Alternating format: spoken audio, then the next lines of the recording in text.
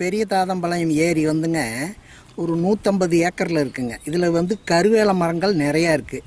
நாங்கள் வந்து மினிஸ்டர்கிட்டையும் எம்பிக்கிட்டையும் பல தரம் மனுக்கள் கொடுத்து பல தரம் போராட்டம் பண்ணி என்னென்ன பண்ணணுமோ அவ்வளவும் பண்ணியாச்சுங்க.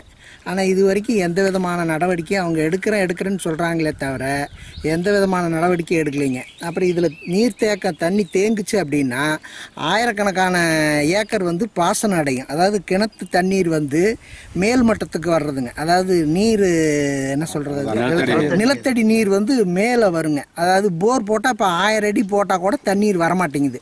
இதில் பூரா கருவேல மரங்கள் முளைச்சி அதை வெட்டுறதுக்கே பல லட்சக்கணக்கான ரூபாய் செலவாக மாட்டிருக்குதுங்க. இதை அரசியல்வாதிகிட்ட சொன்னால் இதை எப்படி சரி பண்ணுறது அப்படின்னு அவங்களே எல்லாம் தவிர்த்துக்கிட்டு இந்த பிரச்சனையை முடக்கிறதுலே இருக்காங்களே தவிர ஒரு இது செய்ய மாட்டேங்கிறாங்க.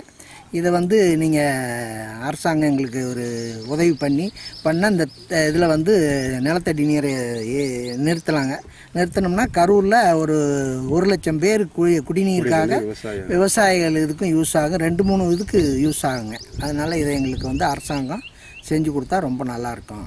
2016 சட்டமன்ற தேர்தலில் இந்த பெரிய தாதம்பாளையம் ஏரியை வந்து யார் தூர்வாரி கொடுக்குறாங்களோ அவங்களுக்கு தான் நாங்கள் வாக்களிப்போங்கிற ஒரு இதில் இருக்கிறோம். ஏன்னா அரவக்குறிச்சி வேட்பாளர் அது யார் நிற்கிறாங்கன்னு இன்னும் முடிவு பண்ணல.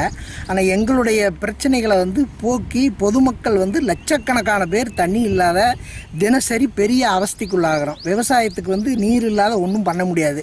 அப்புறம் குடிநீருக்கு வந்து இந்த ஏரி வந்து ரொம்ப யூஸ்ஃபுல்லாக இருக்குதுங்க.